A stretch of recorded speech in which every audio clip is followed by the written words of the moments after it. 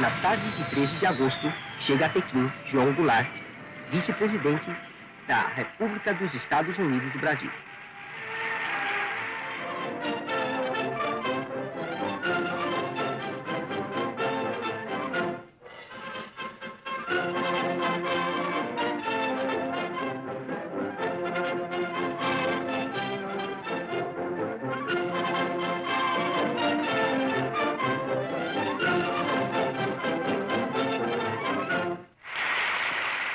Sou portador de uma mensagem ao povo chinês, mensagem de amizade do povo brasileiro. Estou certo de estar contribuindo para a maior aproximação dos nossos povos, que podem e devem ser bons amigos.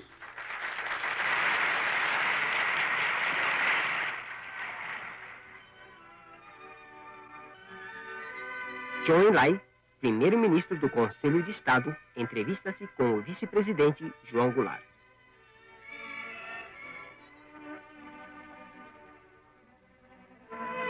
Liu Shaoxi, presidente da República Popular da China, recebe o vice-presidente João Goulart.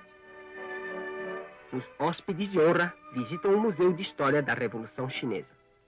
Esses caracteres chineses dizem: distribuamos a terra, a golpe de machado, inauguremos um novo mundo. E a golpe de foice, cortemos o universo velho.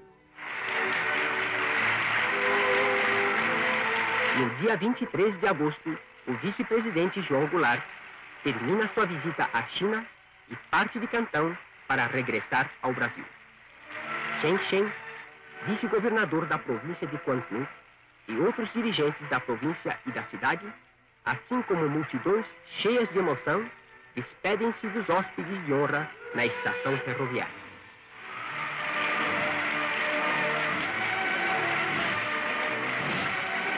Que sustentem cada vez mais a amizade e a unidade e a cooperação entre os povos da China e do Brasil. Felicidades ao povo brasileiro. Boa viagem aos hóspedes de honra.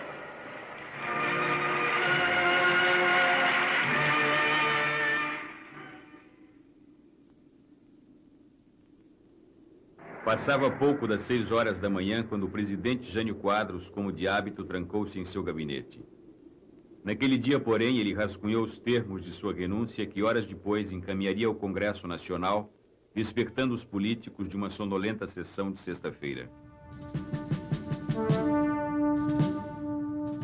Sem que nada em sua expressão ou nos seus gestos traísse a decisão tomada, Jânio compareceu à cerimônia do Dia do Soldado.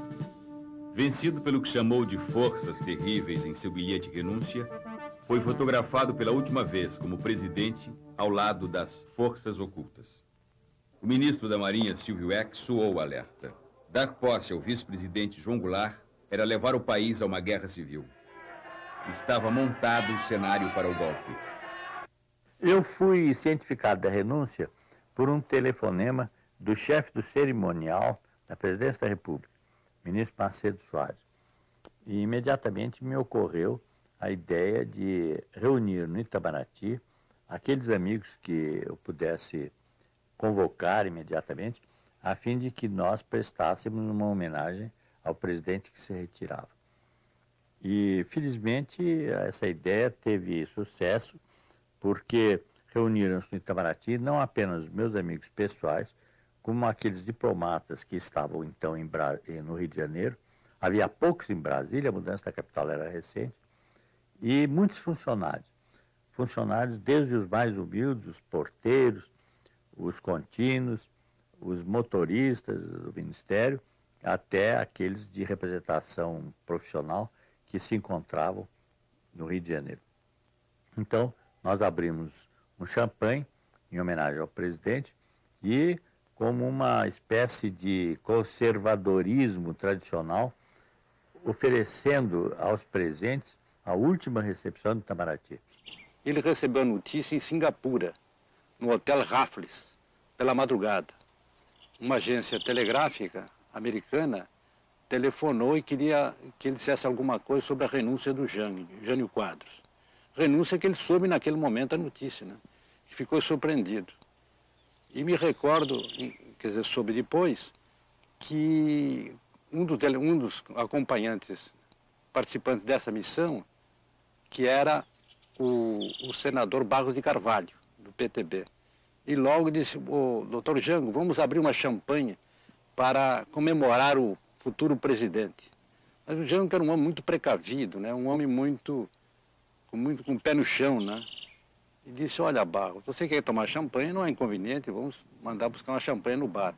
Agora, não para comemorar a minha chegada à presidência, mas sim em homenagem ao imprevisível."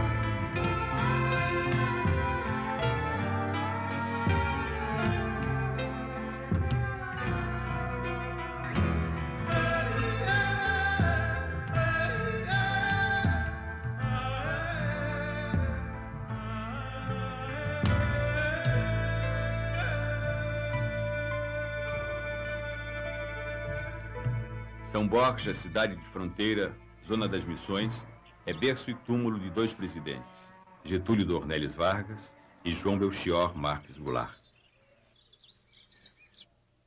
O quarto de João Goulart, na Granja São Vicente, guarda as lembranças de sua vida pública iniciada pelas mãos de Vargas.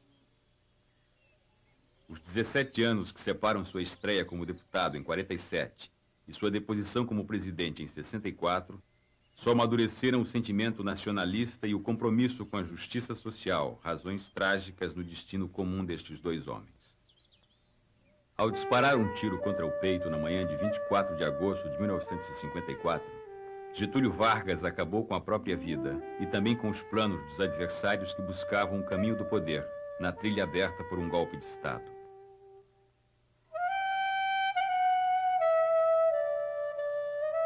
Tudo mudou naquelas horas que separam o suicídio de Vargas e a deposição, exigida na véspera por um ultimato militar.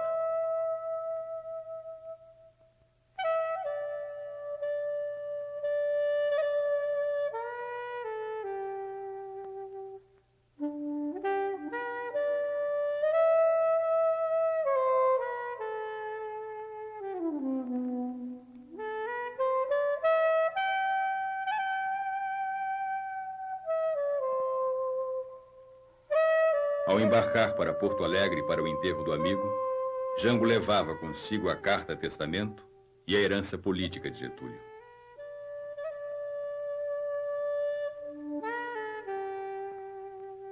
Nascido a 1º de março de 1918, Jango, 7º filho do casal Vicente e Vicentina Goulart, ricos proprietários de terras, teve uma convivência espontânea com os peões da fazenda. A juventude passada em Porto Alegre foi dividida entre a alegria da vida boêmia e os rigores da academia. No país dos bacharéis, também formou-se em direito e fez rápida escalada política. Deputado estadual em 47, federal em 50, secretário do Interior e Justiça no Rio Grande do Sul, presidente nacional do PTB. Em 1954, quando Getúlio precisou trocar os acenos por compromissos com as classes trabalhadoras, Jango saiu da sombra, convocado para o Ministério do Trabalho. Lado a lado no ministério sentavam-se personagens da velha República, companheiros de Getúlio da Revolução de 30, experientes políticos. João Goulart, aos 36 anos, representou o desejo de Vargas de injetar sangue novo na política brasileira. Jango assumiu o ministério quando os marítimos em greve lutavam por melhores salários. Mediou o conflito favorecendo com sua influência as reivindicações dos grevistas. Para comemorar o 1º de maio, preparou um presente justo para os trabalhadores: o aumento de 100% no salário mínimo. Getúlio concedeu o aumento, mas demitiu Jango porque o reajuste salarial acendeu o rastilho de uma crise militar que explodiu num manifesto assinado por 42 coronéis. O Brasil e o Exército há muito tempo vinham acompanhando a luta ideológica. E essa luta ideológica tomou um impulso muito grande quando o senhor João Goulart foi ministro do Trabalho de Getúlio. Ele, cercado por elementos de esquerda no seu ministério, começou a tomar medidas que preocuparam os chefes militares. E os coronéis, acompanhando o quadro brasileiro, resolveram dar um alerta aos seus chefes militares generais e escreveram um manifesto com a finalidade de mostrar essa preocupação e o caminho que o Brasil estava seguindo para a sua esquerdização. Essa é a finalidade do manifesto. Esse manifesto foi escrito por um conjunto de militares na Escola Superior de Guerra e no Estado-Maior do Exército. O redator foi o general Golbery. O homem que mais articulou foi o então general Adhemar de Queiroz. A campanha contra Getúlio foi implacável. Gregório Fortunato, chefe da guarda pessoal do presidente, tentou calar a oposição à bala. O atentado, que feriu o jornalista Carlos Lacerda e matou o major da aeronáutica Rubens Vaz na madrugada de 5 de agosto, facilitou a conspiração contra o governo. O desfecho dramático da crise com o suicídio do presidente tirou dos conspiradores o sabor da vitória. Candidato derrotado ao Senado em 54, nas eleições de 55, Jango trouxe os votos da área trabalhista que o elegeram vice-presidente e levaram Juscelino Kubitschek à presidência da República. Antes da posse, o casamento. Em 12 de maio de 1955, Jango casou com Maria Teresa Fontela, gaúcha, também de São Borja. Na vice-presidência, foi o avalista do sorridente JK junto à classe operária. Garantindo a estabilidade necessária para a JK aplicar o seu plano de metas e acelerar a industrialização, o apoio político do PTB resguardou o salário e a liberdade do trabalhador. Aberto o caminho da pacificação, funcionam no Brasil as regras constitucionais. No exercício da presidência, assumida durante as viagens de JK, Jango somou a prática da administração à sua experiência política. A visita à União Soviética no final de 1960 fez do vice-presidente João Goulart o primeiro dirigente latino-americano a furar a barreira ideológica armada pelo Ocidente em torno de Moscou. Recebido por Alexei Kosygin e Leonid Brezhnev, altos dirigentes soviéticos, ampliou os horizontes políticos do Brasil. Rompendo o alinhamento automático com os Estados Unidos, projetou o país na vanguarda das nações não alinhadas. Jango não poderia ir à União Soviética sem ver o túmulo de Lenin, herói da Revolução Comunista de 1917. A visita protocolar impressionou os chefes militares que, em 1961, tentaram impedir a sua posse. Ao visitar Leningrado, porto onde a história da Rússia feudal começou a naufragar, Jango foi conhecer o cruzador Aurora, de onde partiram os primeiros tiros da Revolução Bolchevique. Estas imagens voltariam à sua lembrança ao anistiar os marinheiros brasileiros que se rebelaram em 1964.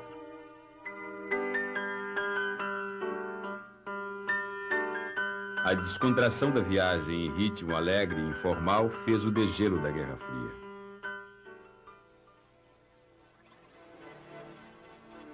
Robôs, mãos mecânicas, átomos. Jango descobriu na Rússia um mundo que entrava na era do Sputnik. O Brasil entrava na era da vassoura. A vitória de Jânio Quadros nas eleições presidenciais em outubro de 1960 tornou possível para a UDN matar sua fome de poder. Carlos Lacerda, Afonso Arinos e Magalhães Pinto foram os anfitriões da festa que converteu Jânio num udenista novo. Faixas, acenos, abraços e aplausos animaram o ritual da conversão. O Brasil estava contagiado pela febre janista. Dessa maneira, Jânio Quadros, esperança desse povo abandonado. Varre, varre, varre, varre, varre, vassourinha. Varre, varre a bandalheira. E o povo já está cansado de sofrer dessa maneira. Jânio Quadros... Para o PTB e os grupos de esquerda, o Marechal Henrique Teixeira Lott surgiu como candidato ideal à presidência da República.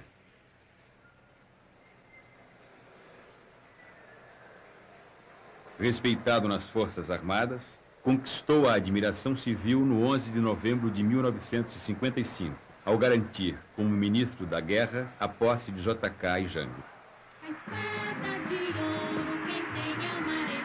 Sua candidatura estava lançada desde 1956, quando recebeu a Espada de Ouro, em homenagem promovida por sargentos e suboficiais. Jango foi candidato à reeleição. O Brasil precisa de um braço forte. Eu vou, tu vais, vamos votar no Lott. Os laços do nacionalismo militar com o trabalhismo incluíam um programa de governo com reforma agrária e voto do analfabeto. Na hora de votar, eu vou jangar, é Jango, é o Jango Goulart. Pra vice-presidente, Jorge Veiga vai jangar, é Jango, é o Jango Goulart. O PSD, para não romper a bem-sucedida aliança com o PTB, acompanhou a indicação da chapa Lott e João Goulart. O eterno candidato Adhemar de Barros, com seu velho partido social progressista, roubava os votos populares. Antes, os de Juscelino, agora os de Lott. O sóbrio Milton Campos foi a garantia da UDN na dobradinha com Jânio. Para desatar suas mãos, Jânio estimulou por baixo do pano a dobradinha Janjan, que no final foi vitoriosa.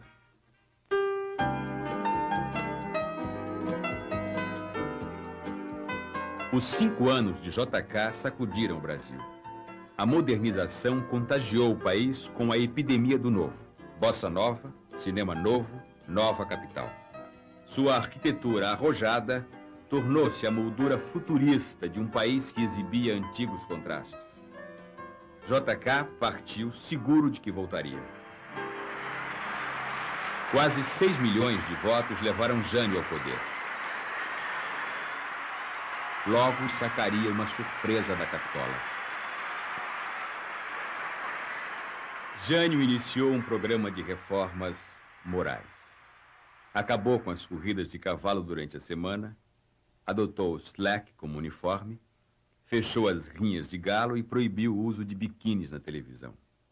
O país, que precisava de um estadista, tinha, enfim, um delegado de costumes. O governo cambaleava na ambiguidade.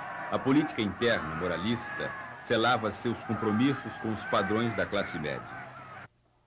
Medidas econômicas, como a Instrução 204, que criava a taxa única do dólar, beneficiavam os exportadores e investidores estrangeiros.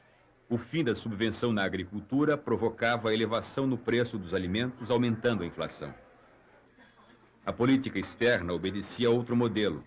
A visita do presidente Sukarno abria as fronteiras de um novo entendimento com o bloco dos não alinhados, que se formou no início dos anos 60.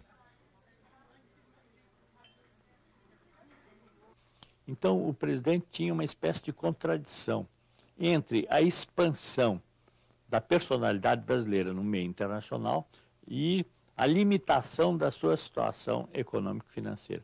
Ele tinha que levar avante uma política que não era contraditória, mas que tinha que respeitar essas duas contingências, essas duas imposições.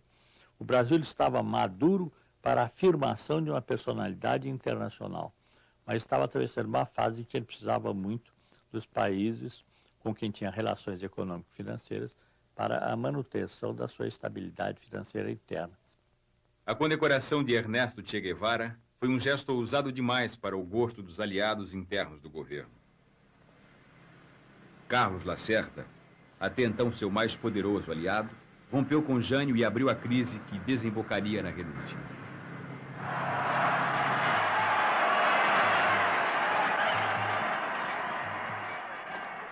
Em agosto de 1961, o aperto de mão com Mao Tse-tung fez de João Goulart novamente pioneiro, desta vez aproximando o Brasil do terceiro mundo. Jango rompeu as barreiras que separavam o Ocidente da República Popular da China. Na viagem a Pequim, ele repetiu o ritual do degelo com Moscou. Para Jango, a amizade entre os povos superava as fronteiras ideológicas.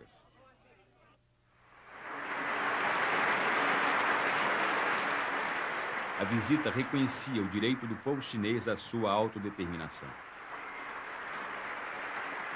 Meus amigos chineses, nestes poucos dias de convívio com o povo chinês e com os seus dirigentes, pude ver que esta não é a velha China, cheia de lendas e superstições, que os povos ocidentais encaravam com um misto de vago temor e uma admiração reverencial pelo desconhecido.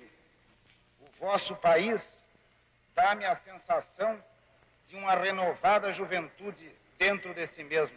Ao primeiro contato convosco, diante da recepção calorosa que nos proporcionastes, senti-me como se estivesse hospedado na casa de um velho e bom amigo. Viva a amizade cada vez mais estreita entre a China popular e os Estados Unidos do Brasil.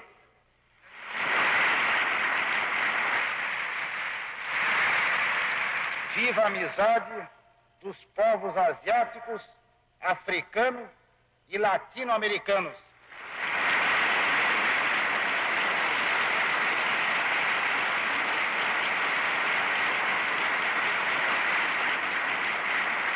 No dia 25 de agosto de 1961, explodiu a notícia da renúncia do presidente.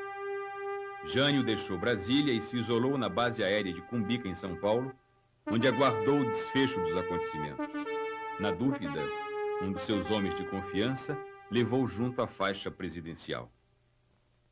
Com o vice-presidente no exterior, o presidente da Câmara, Ranieri Mazzilli, assumiu interinamente a chefia do governo. Os ministros militares tentaram impedir o retorno e a posse de Jânio. E aqueles mais preocupados com o problema de luta que existia no Brasil, tomaram uma posição contra a subida de Jango, embora pessoalmente Jango não fosse um homem que nós tivéssemos uma atitude contrária por ele, mas pelos homens que o cercavam e que o estavam levando para um lado de esquerdismo que não era o que nós queríamos. E é preciso prestar atenção, é que nesse momento a guerra revolucionária já instalada no Brasil estava preconizando a conquista pacífica do poder. E era isto que nós queríamos evitar que ocorresse no Brasil. Que o Brasil fosse seguir o caminho da Tchecoslováquia. O meu primeiro gesto foi de oferecer garantias ao presidente Jânio Quadros, porque achávamos, nos primeiros momentos, que ele havia sido vítima de um golpe. Finalmente eu consegui uma comunicação através do jornalista Castelo Branco com a base de Cumbica, em São Paulo. E o presidente Quadros mandou-me dizer que realmente havia renunciado.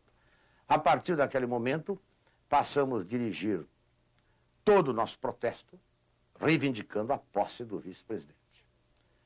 Tomei todas as medidas que cabia ao Estado em matéria de mobilização, para assegurar a ordem pública.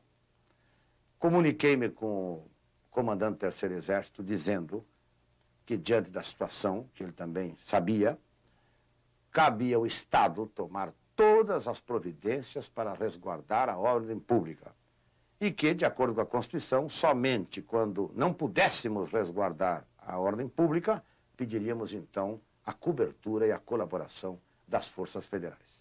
Ele concordou e eu passei a tomar todas as providências. Mobilizamos todos o armamento disponível e nos preparamos para uma resistência. E sentimos que o Brasil inteiro fechou. Todos os demais estados submeteram-se à junta militar, com exclusão do governador Mauro Borges. Aqui no Rio de Janeiro, o governador Lacerda desencadeou a repressão. Em São Paulo também houve uma omissão por parte do governador Carvalho Pinto e desencadeou-se a repressão. O mesmo em Minas. E procurei contato com todos os generais e chefes militares que eu consegui, direta ou indiretamente. Foi, aliás, nesse momento que eu tive um diálogo muito duro com o general Costa e Silva, que comandava o 4º Exército no Recife. Eu lhe digo, em suma, que foi um movimento muito espontâneo, muito natural, que foi crescendo. Procuramos usar de todos os meios possíveis, particularmente os meios de comunicação, que foi a nossa salvação.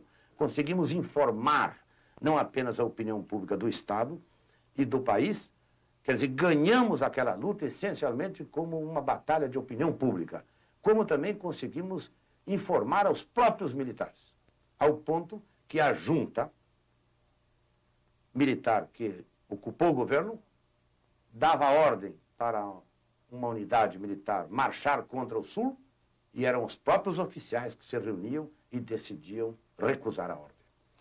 A UNE, sob a minha presidência, decretou uma greve nacional e houve uma grande mobilização estudantil. A diretoria da UNE decidiu deslocar a sede da União Nacional dos Estudantes para o Rio Grande do Sul, para ali, juntamente com o povo gaúcho e com o povo brasileiro, participar intensamente da campanha da legalidade. Eu tive a oportunidade de me dirigir aos estudantes universitários brasileiros pela cadeia da legalidade e participando de todo o processo de mobilização popular, de resistência ao golpe militar contra o presidente João Goulart. O povo nas ruas, a resistência no Sul, a divisão nas Forças Armadas, devolveram ao Congresso Nacional o controle do processo político. Desta vez, os políticos não debatiam o impedimento de Jango, mas a sua posse. A legalidade foi restabelecida com uma solução de compromisso. O Congresso aprovou a emenda parlamentarista. No senta-levanta da votação, ainda havia indecisos.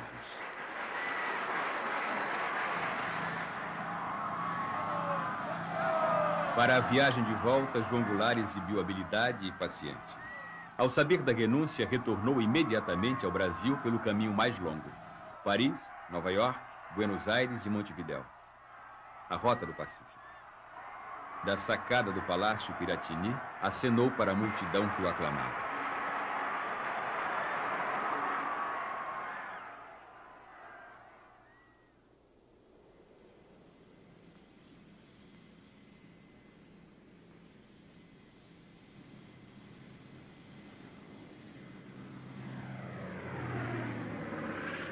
Na chegada a Brasília, políticos e militares se confraternizavam diante da solução pacífica da crise. Até mesmo os que haviam apostado no veto militar foram receber o novo presidente.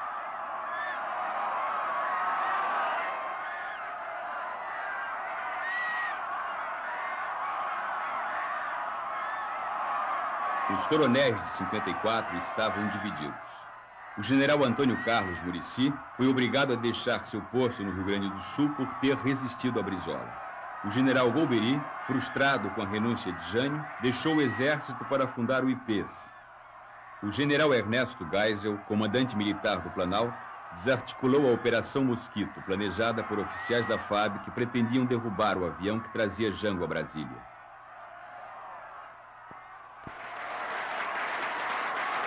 No dia 7 de setembro de 1961, Jango assumiu a presidência da República e anunciou que seu governo pretendia marcar uma nova independência do Brasil. Sabem os partidos políticos, sabem os parlamentares, sabem todos que, inclusive por temperamento, inclino-me mais a unir do que a dividir. Prefiro pacificar a acirrar ódios, prefiro harmonizar a estimular ressentimentos. Promoveremos a paz interna, paz com dignidade, paz que resulte da segurança das nossas instituições, da garantia dos direitos democráticos, do respeito permanente à vontade do povo e à inviolabilidade da soberania nacional.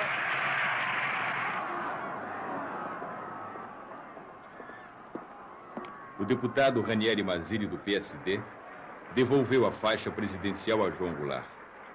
O presidente, no entanto, continuaria tutelado pelo PSD durante o novo regime.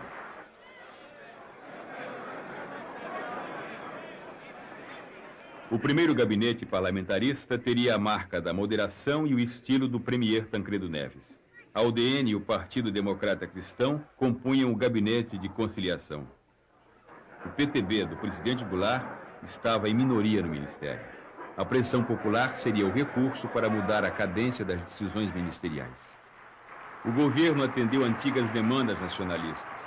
Cancelou o contrato da Hanna Mining Corporation, multinacional do minério, e assinou o Estatuto Rural. Quando o senhor João Goulart veio para a presidência da República, nós trabalhávamos no campo, organizando ligas camponesas, associações camponesas e outras associações, em defesa da reforma agrária e das reivindicações mais sentidas dos camponeses pobres do Brasil.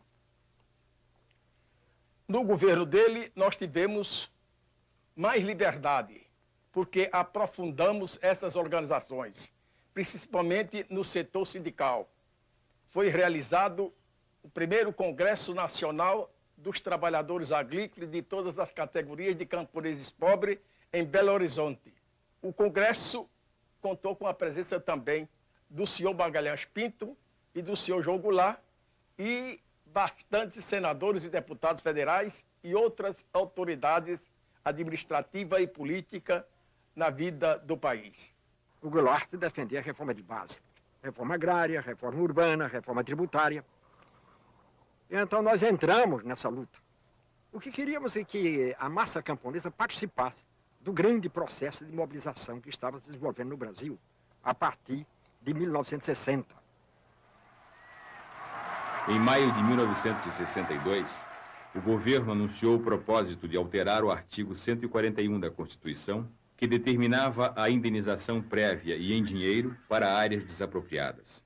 Sem esta mudança, a reforma agrária se transformaria apenas num grande negócio para especuladores. A luta ideológica ocupou as ruas. A propaganda de direita fazia de Cuba o pretexto para exibir em público suas velhas fantasias. A esquerda acreditava no sucesso do modelo cubano. A mobilização política em defesa do governo de Fidel Castro estava espalhada pelo Brasil. Senhor delegado de polícia, nós estamos num país constituidamente democrático. Nós estamos num país, senhor delegado de polícia,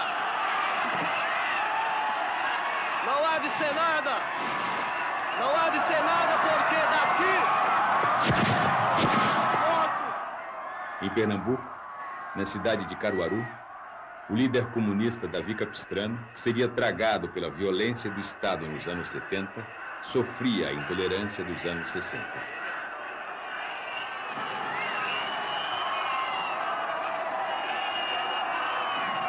Apelo para a classe operária de Caruaru.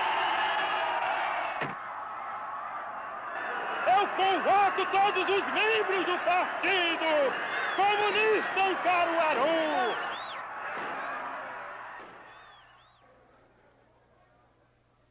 A escalada da violência terrorista deixaria sua marca na exposição soviética, que exibia no Brasil a nova bossa do mundo socialista e a tecnologia do leste da Europa.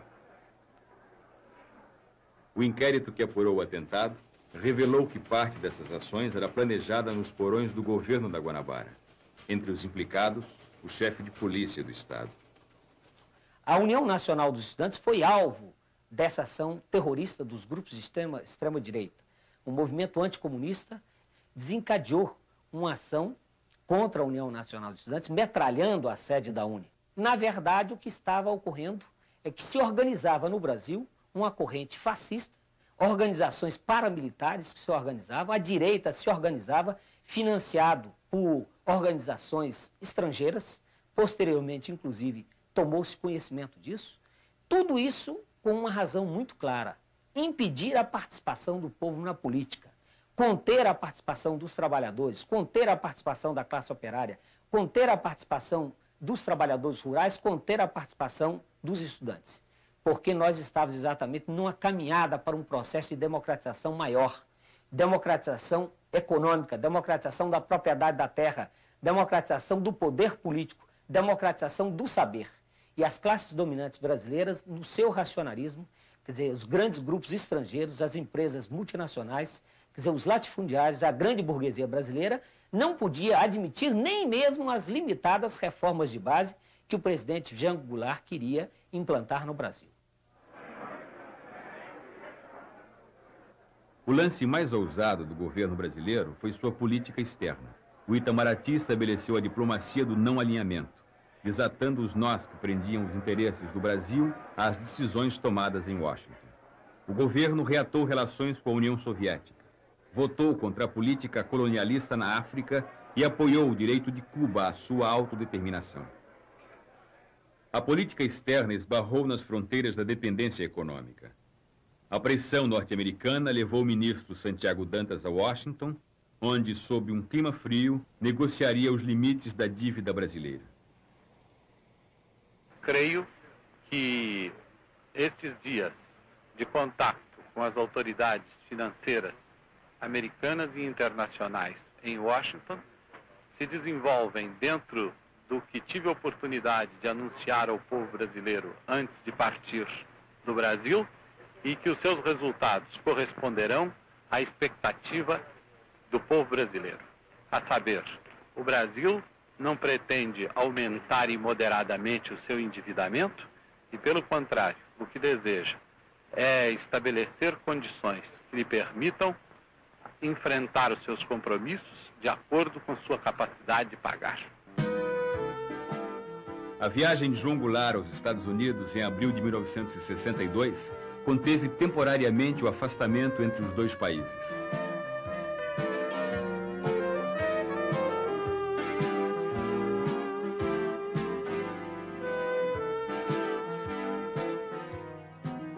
Na agenda de Jango, a prioridade era a renegociação da dívida externa. Para Kennedy, o importante era a definição das regras políticas no Brasil. A nacionalização das companhias norte-americanas e o programa de reformas soavam como sinais de comunização. Uma semana antes, o governador Leonel Brizola desapropriou no Rio Grande do Sul os bens da Companhia Telefônica Nacional, ramo brasileiro da ITT. Os Estados Unidos receberam Jango com confetes, temendo que o Brasil fosse desviado da rota ocidental. Na ONU, Jango explicou pessoalmente à imprensa internacional o significado das nacionalizações. A necessidade que nós sentimos de colocar em pauta a desapropriação das companhias dentro de fórmulas de entendimento foi exatamente pelas dificuldades que elas estavam criando no momento no meu país. poderemos estimular o investimento de capital estrangeiro se dermos a esse mesmo capital uma compensação justa. Quando eu falo justa, é exatamente para expressar o pensamento do país de justiça. Ela não pode obter também lucros excessivos. Lucros que a enriqueçam muito depressa em detrimento do interesse nacional ou à custa do empobrecimento do país. Por isso desejamos encontrar um termo justo em que elas tenham uma remuneração justa, razoável pelo seu capital, que possam obter lucros, mas que, se dedicando a atividades de interesse nacional, esses lucros possam também trazer benefícios ao país. O Departamento de Estado mandou ao Brasil 2 estrelas: o pálido glamour do galã John Gavin e a fé ensaiada do padre Patrick Peyton, pároco de Hollywood, preferido por 9 entre 10 estrelas de cinema. Para mobilizar as camadas médias da sociedade, Padre Peyton organizou uma cruzada religiosa sob o lema "A família que reza unida permanece unida". O objetivo era unir católicos contra comunistas. E por ordem pessoal do Jango, eu na Secretaria de Imprensa abri todas as facilidades ao Padre Peyton, inclusive dando a ele de presente fitas de televisão para ele gravar aquela campanha dele. A oposição transferiu a capital para Washington. Os empréstimos de dólares negados ao governo brasileiro financiavam diretamente as administrações dos governadores hostis a João Goulart. A Casa Branca era a sede do governo, por onde transitavam com desembaraço Carlos Lacerda e Adhemar de Barros. Examinei o problema das favelas e o presidente ficou vivamente impressionado com os dados que eu lhe mostrei. O Rio de Janeiro, por exemplo, tem um déficit anual de 10 mil casas para as pessoas morarem e acumulou esse déficit durante 10 anos, o que significa que temos um déficit só no Rio de Janeiro de 100 mil casas. E o presidente não só ficou impressionado, como comunicou-se com o Sr. Goodwin no sentido de acelerar os projetos em andamento a respeito de favelas na Guanabara. Abordamos uma meia dúzia de temas: problema do Porto de Santos, problema do Porto de São Sebastião, problema do abastecimento de águas na cidade de São Paulo. Temos águas para 2,5 milhões de habitantes, precisamos de água para 4,5 milhões de habitantes. Quer dizer, problemas muito grandes: novas estradas de rodagem, eletrificação das outras estradas de ferro, novas usinas hidroelétricas, enfim, uma porção de problemas que diz respeito à economia paulista e à economia nacional. O gabinete Tancredo Neves foi dissolvido quando o premier demitiu-se para concorrer às eleições. O novo gabinete, presidido por Brochado da Rocha, sobreviveu a 2 meses de crises sucessivas. O último primeiro-ministro, Hermes Lima, foi tirado dos quadros do Partido Socialista para fechar as contas do parlamentarismo. Com o presidencialismo à vista, as eleições de 1962 ganharam maior importância. No jogo eleitoral, a direita abriu seus trunfos. Para conter o avanço da esquerda, o Instituto Brasileiro de Ação Democrática, IBAD, ponta de lança do IPES, despejou mais de 2 milhões de dólares na campanha, sustentando a propaganda de 250 candidatos à Câmara Federal e vários governadores. Vencerão as instituições democráticas no entrechoque das ambições desenfreadas, da crise ao caos. O país pode ser arrastado a uma crise inconciliável. O que estamos fazendo nós para impedir que se coloque diante do povo brasileiro a trágica opção entre soluções antidemocráticas? Nós, os intelectuais, nós, os dirigentes de empresa, nós, os homens com responsabilidade de comando, nós que acreditamos na democracia e no regime da livre iniciativa, não podemos ficar omissos enquanto a situação se agrava dia a dia. A omissão é um crime.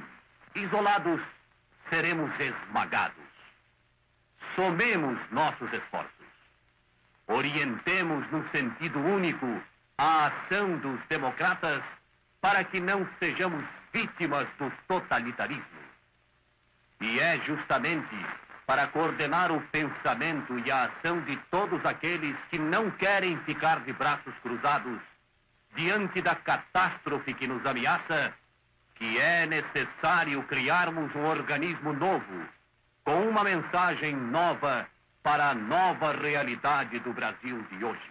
Temos uma finalidade básica: evitar que a difícil situação que o país atravessa venha a comprometer nossas instituições democráticas e tradições cristãs. O Instituto de Pesquisas e Estudos Sociais tem essas finalidades básicas. Seus objetivos são claros e definidos.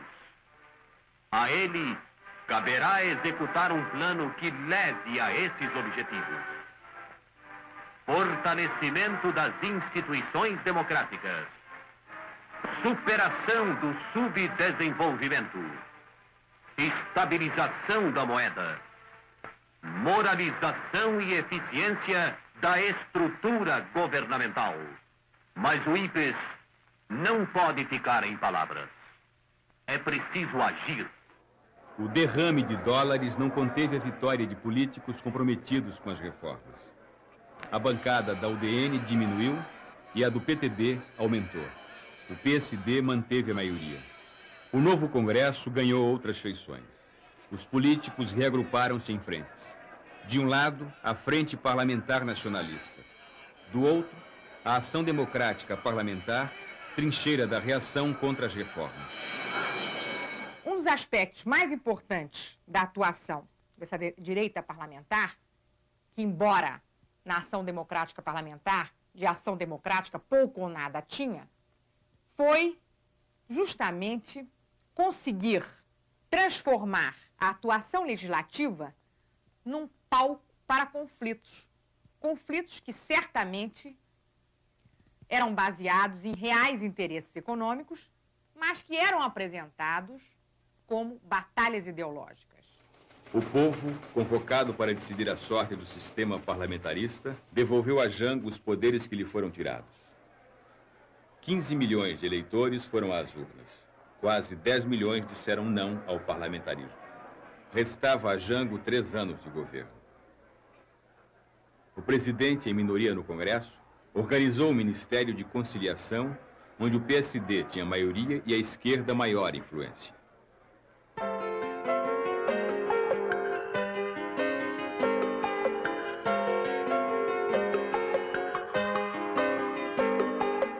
Democratização do uso da terra, voto do analfabeto, disciplina dos aluguéis, bases justas para o salário mínimo. Estes pontos fixavam as regras de um programa de governo capaz de estabelecer maior harmonia social.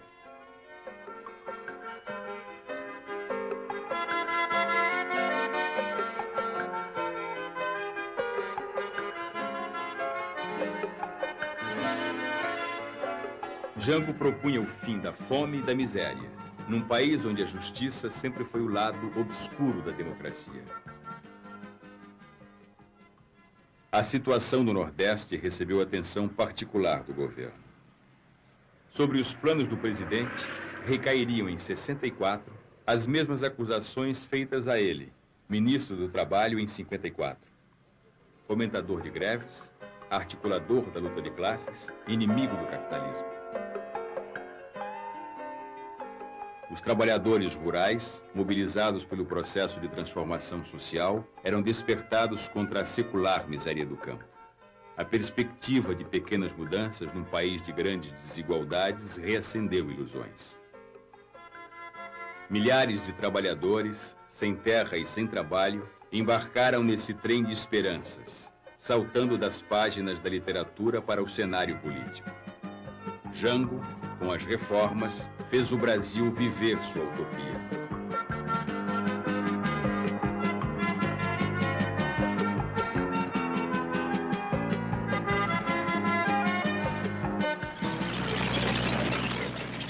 O presidente precisava do apoio dos quartéis.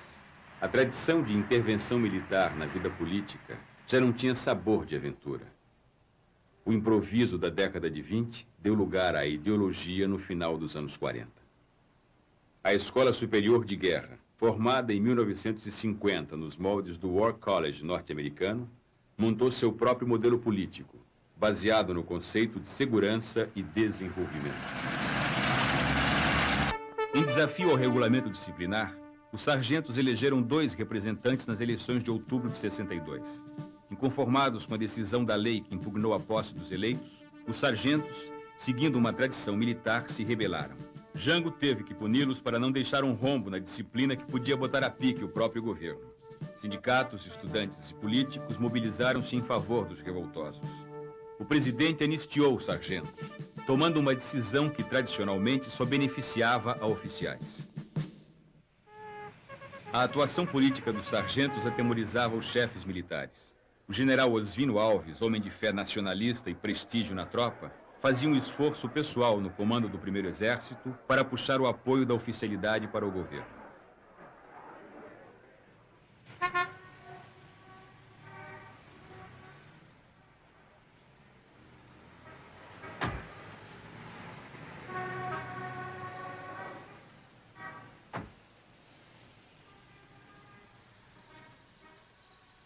João Goulart acabaria cometendo um erro fatal. Como tantos outros governantes progressistas da América Latina, pagou pela ingenuidade de tentar resolver a questão militar na mesa de almoço. A conspiração contra Goulart já estava adiantada. Os telegramas confirmam que o próprio ministro da Guerra de Jango, general Amaury Cruel, integrava o grupo de militares que articulavam os planos para o golpe de Estado. Reunidos em palácio, eles teriam jurado mais uma vez fidelidade ao presidente e respeito à Constituição. O desejo dos chefes militares era exatamente que Jango fosse ao fim do governo. Porque nós só pretendíamos entrar numa ação armada no último caso. Nos preparávamos, sim, para ficar em condições de enfrentar qualquer ação do governo. Quando, porém, em fins de 63, tivemos notícia de que o governo estava preparando um golpe, e essa notícia foi confirmada por elementos de maior valor e confiança, nós partimos, então, para a possibilidade de partir antes do governo. A tendência das Forças Armadas é a intervenção, porque o hábito no Brasil é os conflitos sociais serem dirimidos pela intervenção das Forças Armadas. Então são próprias forças políticas participantes desse conflito que convidam as Forças Armadas a participar. A maneira de evitar isso é a neutralidade das Forças Armadas como corporação, só possível com a divisão política e ideológica das Forças Armadas. A crise econômica, com uma inflação que ameaçava romper a barreira dos 100%, seria um dos freios dos avanços sociais. O Comando Geral dos Trabalhadores, o Grupo Compacto do PTB, Leonel Brizola e a União Nacional dos Estudantes exigiam as reformas de base como solução imediata. O plano trienal de Celso Furtado e Santiago Dantas sugeria primeiro o saneamento da economia. Esse é um ponto muito importante, porque nos põe a mão no que era a própria natureza do governo João Goulart. João Goulart não havia sido eleito presidente da República. Ele havia sido, na verdade, parte de uma coligação PSD-PTB. E quem estava em primeiro plano era o PSD, que era o partido majoritário. Próximo a presidente da República, ele teve que recompor essas forças. E se criou, então, diria eu, uma dicotomia, mas uma dupla orientação no governo, ou nas forças de apoio ao governo. Um grupo se empenhava em retomar completamente o controle da situação. Quer dizer, uma economia em desordem, que, como expliquei, por forte pressão inflacionária, balança de pagamentos, problemas externos e internos. E era necessário retomar o controle disso. E minha opinião, na época já, era que não se retoma o controle, senão crescendo, de uma forma ordenada. Daí o plano trienal. Isso é o espírito do plano trienal. Eu dizia, se tomamos o controle da situação, pomos a economia para crescer, então é possível introduzir as reformas que são a essência mesma da política do governo. Por isso o plano trienal terminava indicando as reformas de estrutura que eram necessárias. mas elas vinham como uma decorrência de um maior controle sobre a economia e, portanto, da formação já de um consenso em torno dessa solidez ao governo. O que aconteceu foi que os distintos grupos que apoiavam o governo não se entenderam sobre isso. Pelo menos sobre, não digo, essa estratégia. Não se entenderam. E havia poderosos grupos que consideravam que era mais importante era lançar imediatamente a bandeira das reformas. E foi nisso que não se formou consenso. E o presidente João Goulart ficou um pouco entre os dois grupos. Bombardeado pelos sindicatos e pelos empresários, o plano trienal não saiu da gaveta. Como remédio para a crise econômica, tinha um efeito insuportável para o governo: a contenção dos salários. O Comando Geral dos Trabalhadores, completamente absorvido pelos debates institucionais, abandonou o fortalecimento de suas bases sindicais. O CGT trocava o trabalho na linha de produção junto aos operários pela atuação na linha de frente junto aos políticos. A greve era uma palavra de ordem só atendida pelos trabalhadores das empresas estatais, às vezes com o apoio discreto dos operários da indústria e do comércio. Quando o Comando dos Trabalhadores percebeu o equívoco, era tarde. O mês de março já se aproximava. Jango pretendia reformar a face do capitalismo brasileiro, diminuindo as desigualdades sociais, dando-lhe um aspecto mais humano, menos selvagem. Entre seus aliados, muitas vezes seus objetivos eram confundidos com a intenção de acabar com o capitalismo. Outras tantas, de não pretender acabar com o capitalismo. Tinha que compor sua estratégia de ação, lutando ainda contra o desconforto pessoal de ser o presidente rico de um país pobre. O presidente não desprezava a influência da igreja. A Jango cabia convencer a alta hierarquia católica que as reformas sociais que pretendia iriam estabelecer no Brasil os princípios de justiça que o próprio cristianismo pregava. Os núcleos brizolistas, organizados em todo o país nos grupos de 11, escancaravam a luta de Brizola pelo poder com o slogan: cunhado não é parente, Brizola para presidente. As ligações de parentesco eram um obstáculo que a Constituição impunha. A proposta de alteração na lei municiou o arsenal da propaganda contra o governo. Travestida de defensora da Constituição, a direita se fortalecia. O alarido da campanha convenceu a classe média, setores militares, igreja e empresários de que o governo queria mudar a Constituição para acabar com a democracia. Numa entrevista ao jornal Los Angeles Times, o governador Carlos Lacerda anunciou que os militares brasileiros já discutiam a data certa para depor João Goulart. Os ministros militares, indignados, pediam a punição de Lacerda.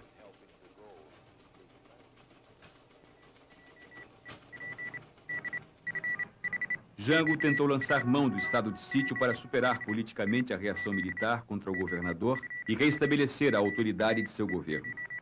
A esquerda suspeitou que a medida pudesse se desdobrar contra ela. É preciso voltar atrás àqueles dias difíceis e conturbados, quando as pressões se avolumavam contra nós. Quando vinham de todo lado, vinham daqui de dentro e vinham do exterior. Realmente não se queria admitir que no Brasil as reformas fundamentais fossem feitas. Nós tínhamos notícias de que em São Paulo, Adhemar de Barros, e no estado do Rio de Janeiro, Carlos Lacerda, se preparavam de uma forma ativa para uma revolução ou para um golpe. O estado de sítio foi decidido no Rio de Janeiro, numa reunião de Jango com o seu ministério e com seus ministros militares. As notícias que chegaram em Brasília do estado de sítio foram muito atemorizantes para nós. Nós não sabíamos naquele momento se a correlação de forças permitia que se instalasse um estado de sítio nesse país que não fosse depois alterado pelas forças majoritárias, aí pela parte reacionária do PSD, aliada ao UDN, num instrumento contra o trabalhador, num instrumento contra as conquistas dos trabalhadores, independente da vontade de João Goulart. Depois que Jango chegou a Brasília e que nós verificamos que o projeto de estado de sítio começou a ser emendado, permitindo violação de domicílio, permitindo todos aqueles abusos que depois de 64 foram normais, que nós tomamos a decisão de sermos contrários ao estado de sítio. Eu não sei até hoje se esta decisão nossa foi correta. Para evitar a derrota, Jango recuou. Isolado no Congresso, hostilizado pelos governadores Lacerda, Magalhães e Adhemar, bloqueado economicamente pelos Estados Unidos, Jango não tinha outra saída. Partiu para a mobilização popular, empunhando pessoalmente a bandeira das reformas. Em janeiro de 1964, o presidente tirou da gaveta e regulamentou a Lei de Remessa de Lucros, que tinha sido aprovada pelo Congresso há mais de um ano.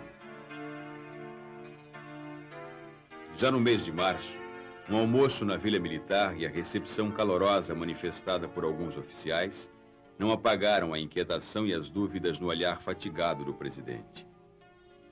A adesão de militares subalternos e o engajamento da oficialidade no projeto nacionalista do governo expressavam o empenho de quase todos os setores da sociedade brasileira na construção de uma democracia mais justa.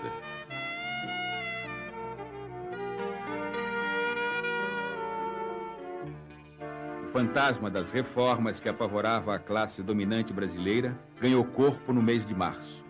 Na sua estratégia de mobilização popular, o governo convocou um grande comício no Rio de Janeiro. O comício da Central, como ficou conhecido, foi marcado para uma sexta-feira, 13. Tudo foi cuidadosamente preparado. Dos alto-falantes à segurança, nada podia sair errado quando o presidente levasse a mensagem das reformas ao povo. Estava pronto o cenário para o último ato. O mês de março de 64 foi um mês de grandes atividades e de grandes preocupações. A subversão levada pelo governo estava em crescimento dia a dia e nós já tínhamos decidido enfrentarmos o que fosse feito pelo governo. Quando veio o comício do dia 13, nós recebemos esse comício quase como um assinte, uma bofetada no Exército, feito ao lado do quartel-general, com cartazes francamente subversivos da ordem democrática. Aquilo chocou profundamente aos militares. E dias antes do dia 13, eu tomei conhecimento, por um oficial meu subordinado, de que havia um grupo de oficiais que pretendia acabar com o movimento da maneira mais violenta possível. Eu julguei aquilo muito grave. Levei o fato ao conhecimento do general Castelo Branco no Estado-Maior do Exército e do general Costa Silva no Departamento de Produção e Obras. Ambos, e particularmente o general Castelo, ficaram muito preocupados e disseram: mas não pode haver isso, o comício deve se produzir, o comício nós não devemos interferir e é preciso evitar que isso aconteça. Realmente era importante que aquilo acontecesse, porque nós tínhamos consciência de que a revolta no Exército aumentaria contra um governo que estava querendo desestabilizar a democracia no Brasil. Por esse motivo, eu e outros companheiros, entre eles o general Aragão, que também tomou conhecimento deste preparativo, atuamos e no dia 13, pela manhã, ao chegar ao quartel-general, eu procurei um desses elementos que estava no grupo e perguntei: fulano, como é que está? Está resolvido? Não vai haver? General, não, ninguém vai interferir. Só não consegui falar com um. Você sai e vai falar com esse um. O comício não pode ter a menor interferência nossa. A consequência foi imediata. No dia seguinte, no Ministério, todo mundo só comentava o comício e a revolta era generalizada. Isto é, nós tínhamos ganho numerosos elementos que ainda não tinham decidido romper com a legalidade, que é muito difícil, como eu já disse. Então, o comício do dia 13 nos deu uma série imensa de elementos corretos, leais e que estavam ainda presos à ideia da legalidade absoluta. Bem, o Comista Central é uma espécie de tentativa para acelerar o processo das reformas, né? E muita gente o aconselhou que ele não fizesse aquele comício, que seria, sob certos aspectos, uma provocação. E que ele não anunciasse aquelas reformas, muitas que talvez não fossem possíveis de realizar. Aí o Jango, me lembro bem, declarou: não, eu não tenho problema de ordem de ficar ou não no governo. O meu problema é que eu tenho que realizar essas reformas. Eu prefiro cair e cair de pé.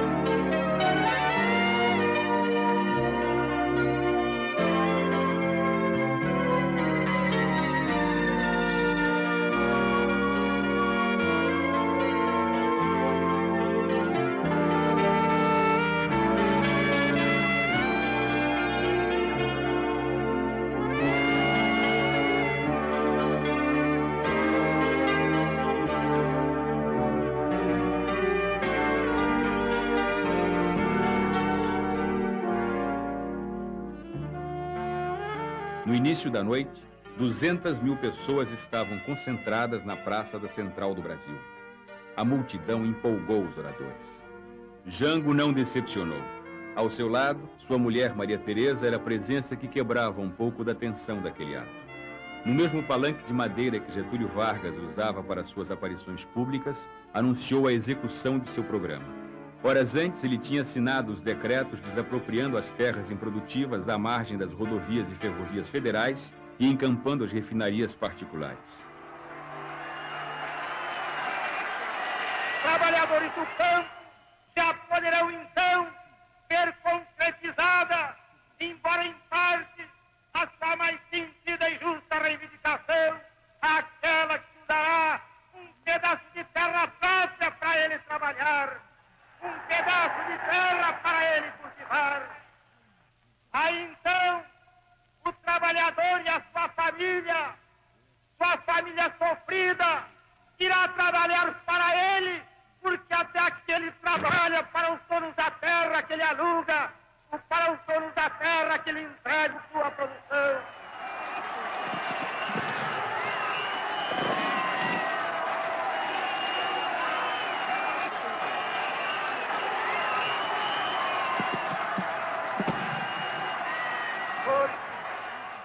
Com o alto testemunho da nação e com a solidariedade do povo, reunido na praça que só o povo pertence, o governo, que é também o povo e que também só o povo pertence, reafirma seus propósitos inabaláveis de lutar com todas as suas forças pela reforma da sociedade brasileira.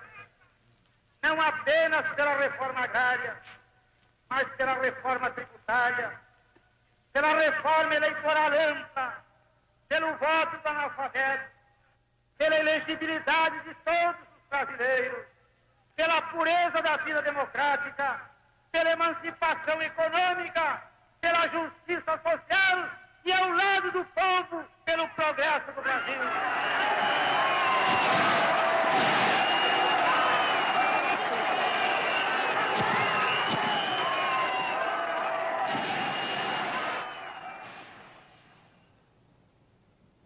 Em São Paulo, a classe dirigente também se mobilizou contra as reformas. Com o apoio do governo do Estado, da sociedade rural e dos setores da igreja, foi organizada a Marcha da Família com Deus pela Liberdade. Ex-combatentes de 32 e as 400 paulistas levavam o rosário numa das mãos e na outra cartazes com alguns de seus mandamentos. O civismo matará o comunismo. defesa da Constituição e da legalidade. Jango retirou-se com a família para São Borja na Semana Santa de março de 1964.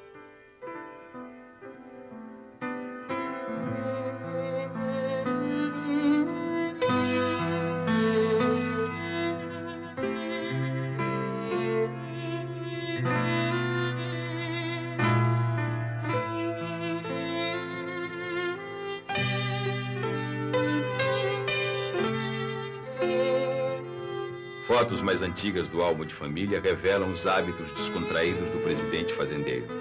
A companhia de Maria Teresa, o churrasco, o chimarrão, a cavalgada nos campos, que desta vez foram vividos em clima de tensão. Aliás, esta seria a última vez que Jango estaria com a família na estância por onde passaria rapidamente em abril, solitário, rumo ao exílio no Uruguai.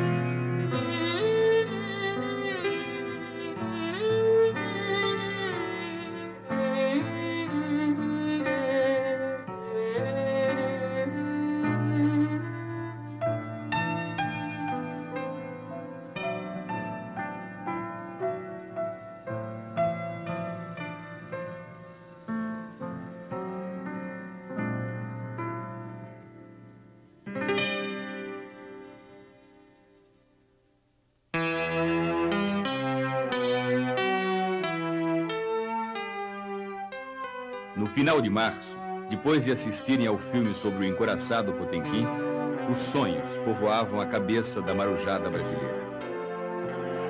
Sitiados no Sindicato dos Metalúrgicos durante a comemoração do 2º aniversário de sua associação, mantida à revelia da Marinha, centenas deles exigiam seus direitos: libertação dos companheiros presos, melhoria da alimentação e o direito de casar.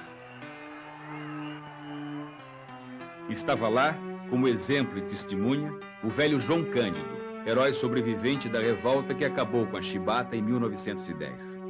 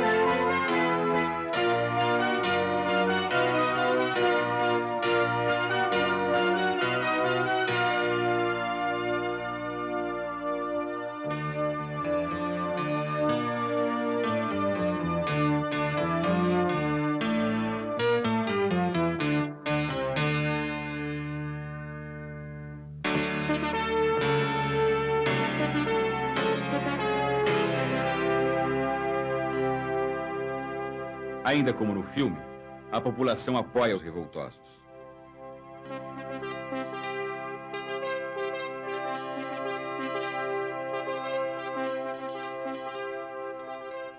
Amotinados no clube naval, em nome da disciplina, os oficiais exigiam a punição dos rebeldes. De volta ao Rio, Jango encontra uma solução. Os marinheiros são presos e, em seguida, libertados.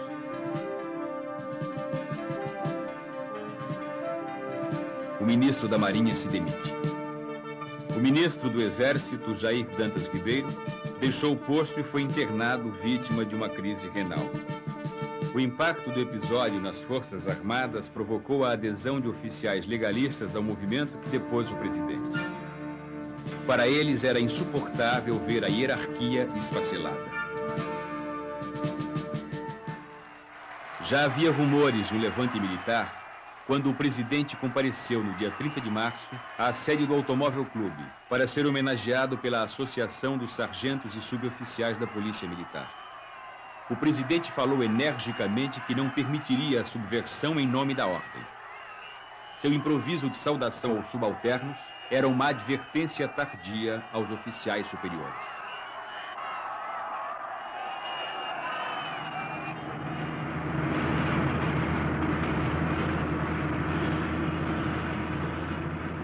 Na madrugada do dia 31, poucas horas depois de terminada a festa, as tropas do general Olímpio Mourão Filho, comandante da 4ª Região Militar, já avançavam sobre a Guanabara. O levante, vindo de Minas Gerais, precipitava o golpe. Na Guanabara, tanques do exército rolavam sobre a cidade sem encontrar resistência. A classe média exorcizou seus fantasmas, incendiando o prédio da União Nacional dos Estudantes. Na tarde do dia 1º de abril, na zona sul do Rio de Janeiro, já se comemorava a vitória. O presidente João Goulart tinha deixado a Guanabara, reduto do inimigo, seguindo para Brasília. A capital também não oferecia segurança ao presidente. Jango partiu para Porto Alegre. A batalha no Congresso seria rapidamente decidida. Presidindo a tumultuada sessão de 1º de abril, o senador Auro de Moura Andrade, num solene desprezo pelo destino das instituições legais, declarou vaga a presidência da República com o chefe do governo, João Goulart, em território brasileiro. Atenção. O senhor presidente da República deixou a sede do governo. Deixou a nação acéfala.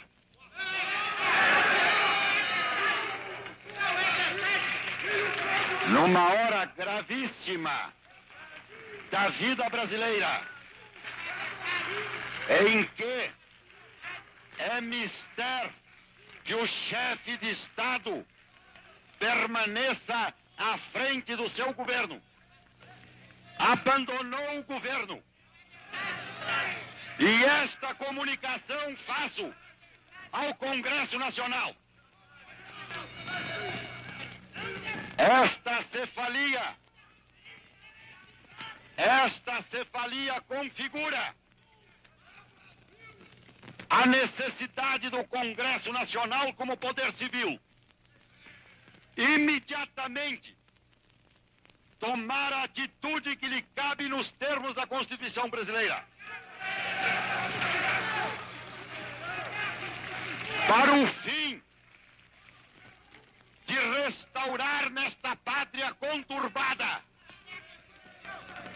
a autoridade do governo e a existência de governo. Não podemos permitir que o Brasil fique sem governo abandonado.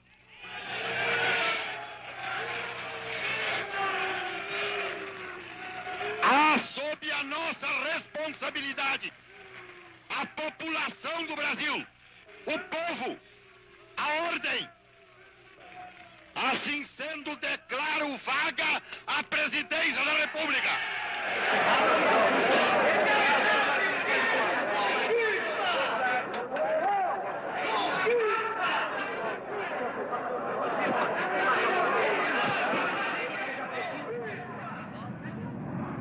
Para o Rio Grande do Sul, a derrota ainda não estava consumada.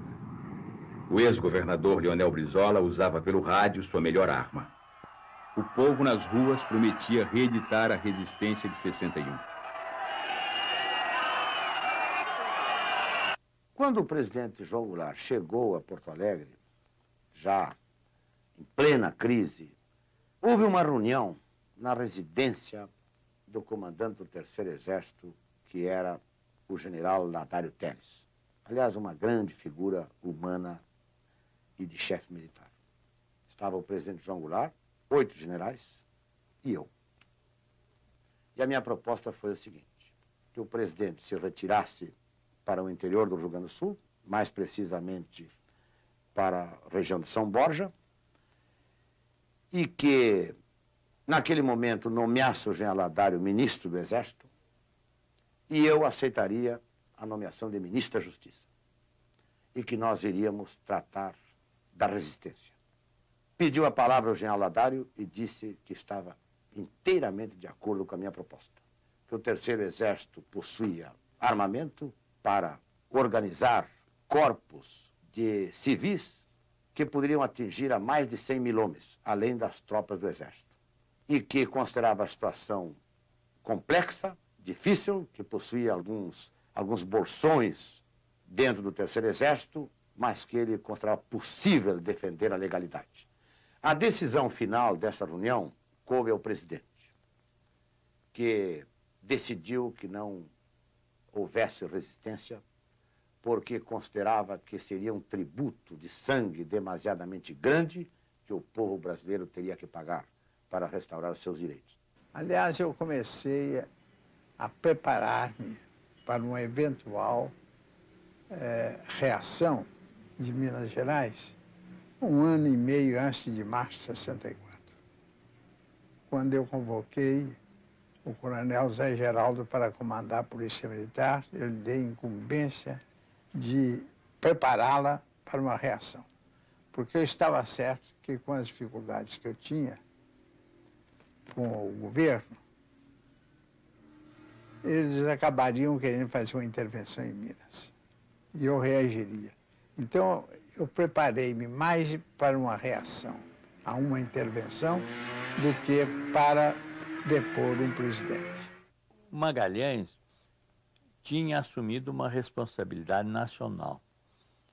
E, nesse caso, ele achou que devia fazer, junto ao Palácio da Liberdade, um governo que tivesse também um caráter nacional. Para isso, ele convocou Milton Campos, Zé Maria de Alckmin e eu. Eu fui prevenido disso com algumas semanas de antecedência e fui cientificado de que seria informado no dia em que fosse necessária a minha presença em Belo Horizonte. A minha função, que era de ministro sem pasta, nós três, Milton Campos, Zé Maria de Alckmin e eu, fomos nomeados secretários sem pasta. E a minha função de secretário sem pasta era a obtenção de um eventual apoio internacional para o reconhecimento da nossa condição de beligerância, caso as condições efetivas do movimento que se preparava chegassem até esse ponto. O reconhecimento de beligerância, como você sabe bem, importa no fornecimento de elementos capazes de auxiliar o movimento político que está em andamento. Não foi necessário. E nós sabíamos, confiávamos na vitória. E houve uma reunião mesmo nossa em que antes estávamos todos imaginando o tempo que duraria. A previsão era de durar uns 6 meses de luta, no mínimo. Eu era considerado um homem optimista. Achava que em 1 mês se acabava. O único que acertou foi o Golbery, que disse: cai como castelo de cartas. Apesar da surpresa, apesar do desgaste que já vinha sofrendo o governo, se o presidente João Goulart decidisse resistir, decidisse contra-atacar, ele dispunha ainda de tropas, ele dispunha de elementos aqui no Rio para, inclusive, ocupar o Palácio Guanabara, onde estava o Lacerda conspirando, ele talvez tivesse ganho aquela parada, ou pelo menos estabelecido uma luta mais prolongada. Mas ele resolveu não resistir. Foi uma decisão, a meu ver, até acertada, porque evitou derramamento de sangue. E hoje, depois dessas informações liberadas lá do americano, a gente está vendo o envolvimento que, inclusive, tinha o governo americano no golpe militar que estava se processando no Brasil. A história de que os Estados Unidos tinham mandado navios para o Brasil era uma coisa velha. ela já tinha sido inclusive mencionada uma vez num programa de auditório da TV americana chamado Firing Line, que é do William Buckley. Ele estava entrevistando na época, no começo da década de 70, o ex-governador já na época, Carlos Lacerda, quando do auditório se levantou alguém e disse: olha, isso aí não é verdade, eu estava no Caribe, na época, embarcado, fazendo serviço militar, e o navio em que eu estava foi desviado para a costa brasileira na época da Revolução. Havia histórias assim. E havia também a conversa de que talvez os Estados Unidos tivessem mandado realmente navios para a costa brasileira, mas eram só petroleiros. O que se descobre na Operação Brother Sun é que ela em conjunto era uma coisa muito maior. Quer dizer, ela de verdade incluía os 4 petroleiros. Os 4 petroleiros vinham abastecidos para garantir o suprimento de combustível da Revolução se o movimento tivesse que durar, encontrasse muito resistência e tivesse se prolongado por mais de um mês. Havia 136 mil barris de gasolina comum, querosene para aviação, havia tudo isso. Também houve a movimentação de navios de guerra, que eram, se não me engano, 6 destroyers. Um porta-aviões foi mandado para a costa brasileira, navio especializado em transporte de helicópteros, 24 aviões de combate e transporte. Houve um embarque muito grande de munição, que não chegou sequer a ser trazido para o Brasil, mas foi embarcado nos Estados Unidos. Esses navios, de vários pontos do Atlântico, começam a convergir para a costa brasileira. Pouco antes da madrugada do dia 2 de abril, toda a operação é desmobilizada quando chega o aviso de que os militares já tinham tomado o poder. Essa era a Operação Brother Sun. No dia 2 de abril, com os gaúchos desmobilizados, Jango partiu para São Borja e em seguida para o exílio no Uruguai.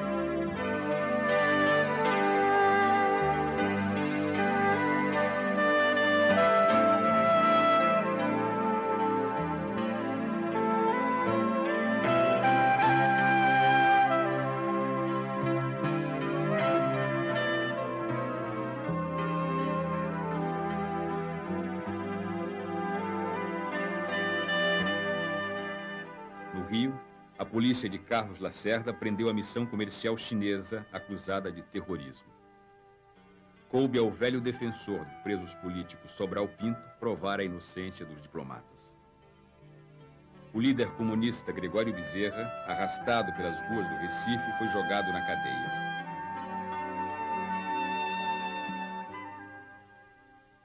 Entre os prisioneiros, um traidor. O soldado José Anselmo dos Santos, conhecido como Cabo Anselmo, dirigente da Associação dos Marinheiros e líder do motim no Sindicato dos Metalúrgicos, anos depois, seria denunciado como infiltração da polícia pelos militantes da luta armada. No Rio de Janeiro, a classe média faria a versão carioca da Marcha da Família com Deus pela Liberdade, já com a vitória assegurada. O direito de nascer. Este furor cívico seria logo depois capitalizado para a campanha De Ouro para o Bem do Brasil, uma tentativa de resolver os problemas econômicos do país com atos de caridade patriótica.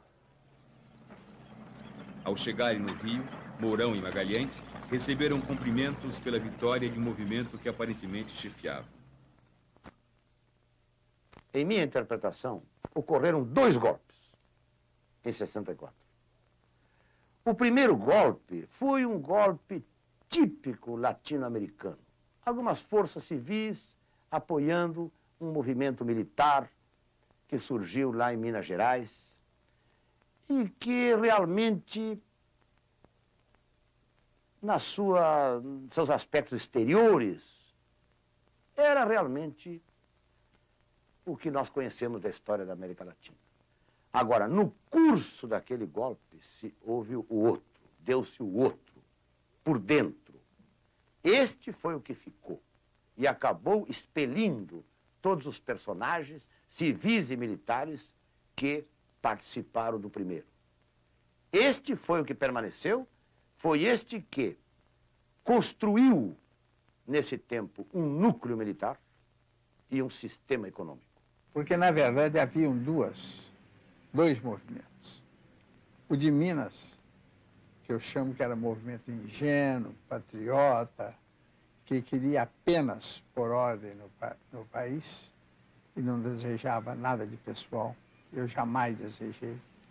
Tanto que, chegado ao Rio de Janeiro, o Carlos Lacerda e o Juscelino me procuraram, dizendo que era hora de eu assumir o poder. Eu disse que não fiz movimento para assumir a presidência da República. Foi sem pleitear qualquer coisa de pessoal. O que eu queria é que o Brasil entrasse no seu caminho verdadeiro da ordem e da tranquilidade. No Rio de Janeiro, havia um grupo que se preparou. Se preparou muito bem. A esse grupo parece que Lincoln Gore estava ligado, porque esse grupo teve recursos. Nós, em Minas, fizemos com os nossos recursos próprios e poucos. E nem depois fomos indenizados, porque o presidente Castelo era do outro grupo. A escolha do general Castelo Branco inaugurou no Brasil o sistema de eleições presidenciais indiretas com candidato único resguardado por atos institucionais. Declaro empossado na presidência da República dos Estados Unidos do Brasil, Sua Excelência, o senhor Humberto de Alencar Castelo Branco. Defenderei e cumprirei com honra e lealdade à Constituição do Brasil.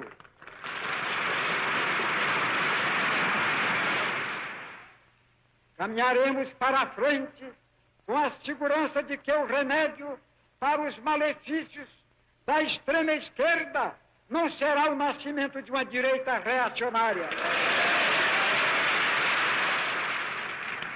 Meu procedimento será o de um chefe de Estado sem tergiversações, no processo para a eleição do brasileiro, a quem entregarei o cargo a 31 de janeiro de 1966.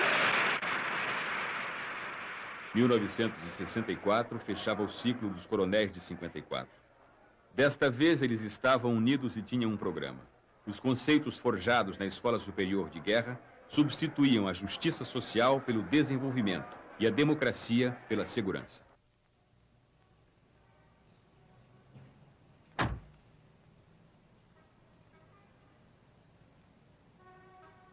O Ministério Castelo Branco tinha políticos udenistas e tecnocratas agora a serviço da nova ordem. Mas o verdadeiro núcleo do poder após 64 estava nas mãos dos companheiros de armas. O general Costa e Silva no Ministério da Guerra, o general Ernesto Geisel na chefia da Casa Militar e o general Goberido Couto e Silva, que com as fichas do IPES montou o Serviço Nacional de Informações. O governo Castelo Branco recompôs antigas alianças. Revogando a lei de remessa de lucros, reestabeleceu a crença dos Estados Unidos na democracia brasileira. Anulando o decreto de desapropriação de terras improdutivas, tranquilizou os grandes proprietários rurais. Com as novas diretrizes econômicas, o Fundo Monetário Internacional veio em socorro do aliado. O controle rigoroso dos salários financiaria o desenvolvimento e o combate à inflação. Depois de mandar para a prisão ou para o exílio as principais lideranças de esquerda e do movimento sindical, os militares desfaziam as ambições de seus aliados civis. Adhemar de Barros, governador de São Paulo, se apegou a Castelo Branco, mas foi demitido e cassado, acusado de corrupção. O sonho de Lacerda chegar à presidência acabou quando o Marechal Castelo Branco prorrogou seu próprio mandato, cancelando as eleições presidenciais de 1965.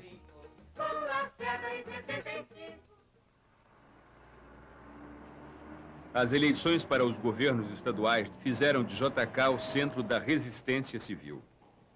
A vitória das oposições para os governos estaduais em Minas e na Guanabara inquietou o governo. Pressionado pela linha dura, Castelo Branco baixou o ato institucional número 2, extinguindo os partidos políticos e transformando também em indiretas as eleições dos governadores. O cordial JK, também cassado, cumprindo o ritual dos IPMs, passou pelo mesmo caminho que muitos outros brasileiros passariam.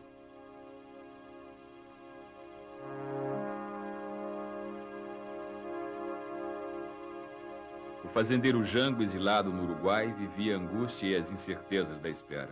A volta, tão desejada, não tinha data marcada. A amargura daqueles dias tirava até mesmo dos aniversários dos filhos o sabor da festa. O desejo de ver o Brasil redemocratizado fez Jango, no exílio, aliar-se a Carlos Lacerda e a JK para formar a Frente Ampla, que logo foi proibida. Diminuía gradativamente o espaço para os movimentos de oposição. Lacerda seria o nome mais ilustre a figurar na próxima lista de cassações.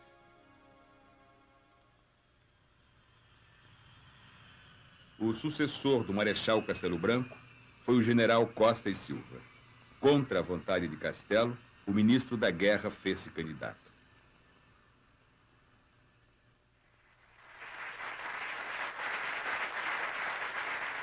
No Congresso, sob aplausos da Arena e o silêncio do MDB, Costa e Silva tomou posse.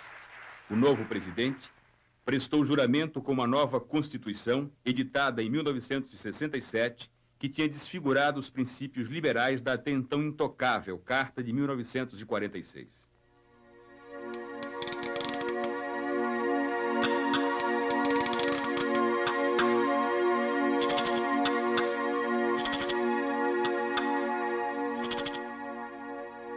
A marginalização do povo e o fracasso das soluções políticas abriram caminho para as passeatas. Os movimentos de protesto promovidos por estudantes, intelectuais e profissionais liberais, violentamente reprimidos, levaram à radicalização. A derrota do populismo provocou desencanto com as fórmulas políticas tradicionais e lançou uma nova palavra de ordem: a luta armada. Da zona das Caraíbas à Cordilheira do Sul, espalhou-se a vaga revolucionária dos anos 60. Os Tupamaros no Uruguai, Douglas Bravo na Venezuela e o padre Camilo Torres na Colômbia iniciavam a ofensiva guerrilheira. Os Rangers, treinados pelos Estados Unidos, iniciaram a grande caçada contra Ernesto Che Guevara. A sombra desafiadora de Che desapareceria em 8 de outubro de 1967. A morte do comandante das guerrilhas, tantas vezes anunciada, seria reconhecida por Fidel Castro em Havana. También una fotografía oscura. Es esta fotografía.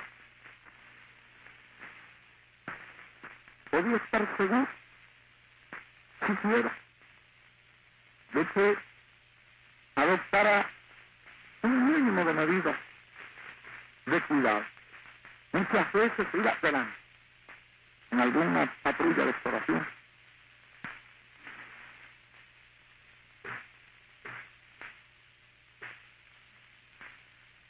Es posible que él, por otra parte, muy consciente de la misión que se había asignado, en el valor relativo de los hombres.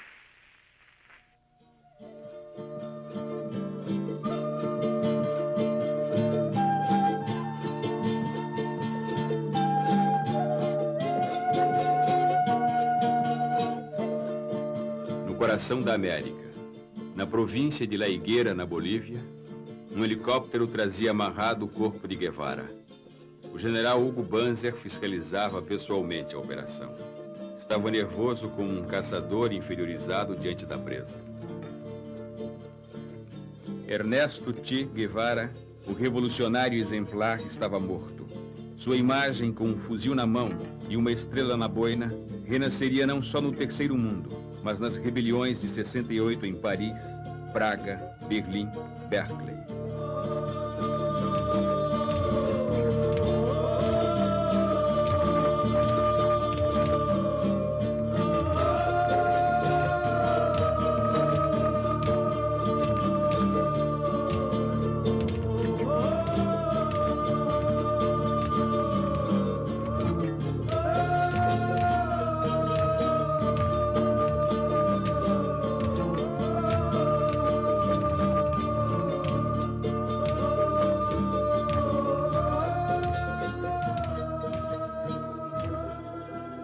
O menino Edson Luiz, assassinado a tiros no Rio de Janeiro, seria a primeira vítima dos choques entre a polícia e os estudantes.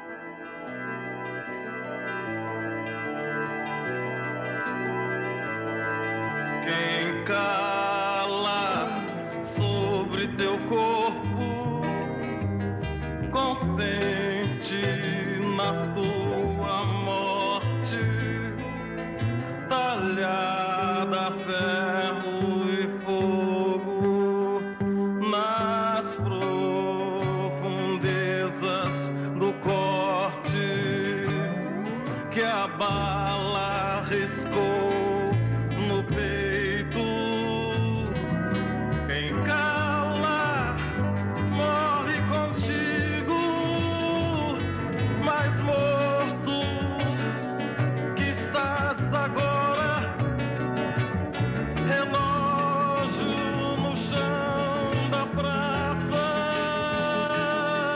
batendo, avisando a hora que a raiva traçou. No incêndio, repetindo o brilho de teu cabelo. Quem grita vive contigo.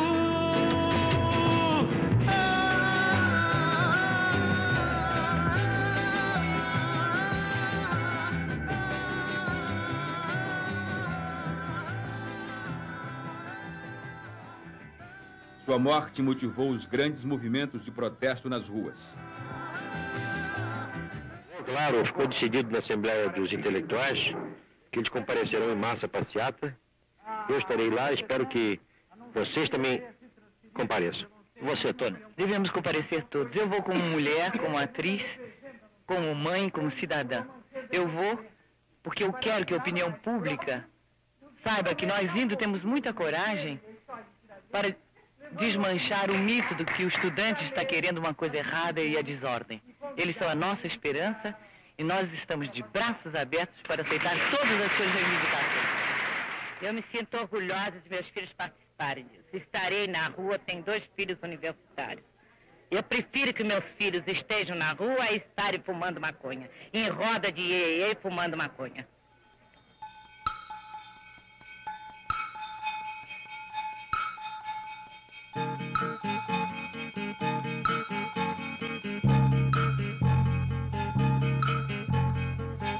Vamos passear na floresta escondida, meu amor. Vamos passear na avenida. Vamos passear nas veredas no alto, meu amor. Há uma cordilheira sob o asfalto. A estação primeira. O pretexto para o endurecimento do regime foi um discurso do deputado de oposição Márcio Moreira Alves, o pedido do governo para processá-lo e a negativa do Congresso, tomada em defesa de sua soberania. Presidente Presidente Presidente vamos passear nos Estados Unidos do Brasil. Vamos passear escondidos. Em dezembro de 1968, de novo numa sexta-feira 13, o governo fechou o Congresso e promulgou o Ato Institucional número 5. O fechamento do regime e a repressão sobre as organizações civis neutralizou a oposição. A censura aos jornais, rádio e televisão abafou qualquer sinal de protesto. A igreja, que ficou do lado das forças que derrubaram Jango, reapareceu no final dos anos 60 como a única instituição organizada em defesa da justiça e dos direitos humanos. O assassinato do padre Henrique, colaborador direto de Dom Helder Câmara, marcou com sangue a nova orientação da igreja. Com a perseguição, a cassação de todo o movimento popular, a obstrução dos movimentos sindicais, faz com que a igreja reste como único espaço onde o movimento popular possa se reorganizar. De certa maneira, a única instituição para a qual não se poderia nomear um general da reserva para ser o presidente da Conferência Episcopal ou para ser o arcebispo de São Paulo. Então isso faz com que o popular irrompa dentro da igreja. Depois do sucesso inicial, marcado por operações de sequestro e assalto a bancos, a guerrilha urbana isolada do povo foi esfacelada. O ex-deputado Carlos Marighella, antigo dirigente do Partido Comunista, fundador da Ação Libertadora Nacional, ALN, morreu em São Paulo numa emboscada preparada pelas forças policiais. Como me acaba de decir a los trabajadores, yo no voy a renunciar. Colocado en un tránsito histórico, pagaré con mi vida la lealtad del pueblo. No Chile, ainda foi tentada outra alternativa. Uma coalizão que congregou comunistas, socialistas, liberais e católicos progressistas elegeu o senador Salvador Allende. Candidato derrotado nas eleições de 52, 58 e 64, Allende chegou ao poder em 1970, propondo a via pacífica para o socialismo. A alegria do governo de Allende, a tentativa de conciliar socialismo com liberdade, acabou no banho de sangue financiado dos Estados Unidos. Viva Chile! Viva el pueblo! Viva los trabajadores! Em 1973, a CIA e a ITT financiaram a deposição e o assassinato de Allende. Em 1975, já não restava nenhuma democracia no Cone Sul, mas este painel ficaria ainda mais sombrio. Organizações policiais e paramilitares montaram a Operação Condor, com o objetivo de impedir qualquer ação política de oposição no continente. Em Washington, uma bomba acabou com a vida de Orlando Letelier, ex-ministro de Allende. Em Buenos Aires, foi sequestrado e morto o senador Michelini do Uruguai. O general Juan José Torres, presidente da Bolívia, e o general Carlos Prates, ex-comandante em chefe do exército chileno, foram assassinados por explosões de bombas. O presidente João Goulart sabia que seu nome constava nesta lista de políticos condenados. O maior sonho dele, a maior vontade que ele tinha era de voltar ao Brasil. Eu acho que, no fundo, ele não aguentava mais essa instabilidade de ficar percorrendo países da América Latina e, mais tarde, até pensar em se radicar na Europa. Porque a vontade que ele tinha e a esperança que ele tinha era de poder voltar ao Brasil. O sonho de retorno terminou no dia 6 de dezembro de 1976. Na sua fazenda em Mercedes, na Argentina, ao lado de Maria Teresa, morreu de um ataque cardíaco.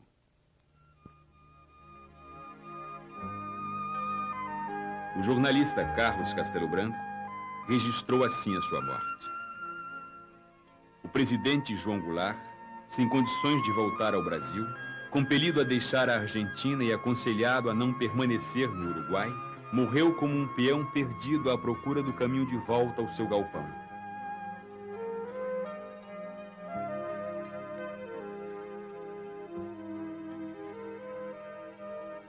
Seu desejo de voltar era muito forte. Na fração de tempo que separa a vida da morte, voltaram as imagens da juventude em São Borja, da sua posse em Brasília, do 13 de março na Central, do enterro de Vargas. Do carinho do povo e do seu papel na luta pela construção de uma sociedade mais justa que lhe valeu o destino de ser o único presidente brasileiro a morrer no exílio.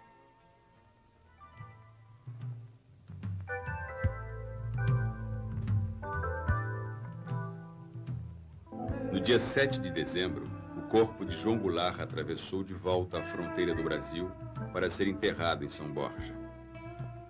Haviam-se passado 12 anos desde que ele saíra para o exílio.